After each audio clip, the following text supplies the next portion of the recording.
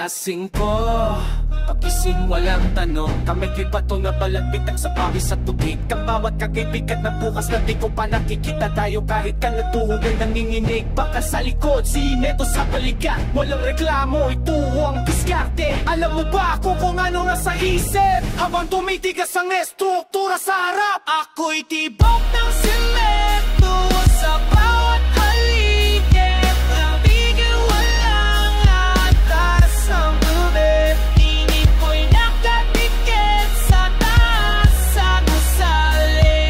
Nandito pa rin ako, nakatayo, nag-umigting. Tanghali, init sumisindak sa balat. Walang liin, walang pahinga na tunay. Mga kasama ko'y pawang mandinig marin. Mga mukha'y puno ng kwento na di mo maririnig sa balita. Tinatanong ko minsan sino nakakatira sa bubong na to. May ba sila kung sinong nagdugo pa tumayo to. Pero wala akong panahon sa galit. Kailangan bumalik ng bahay, may dalang kaunting hangin. Tibok ng semento, bubong sa bawat haligid. Walang tigil, walang atras hanggang gabi.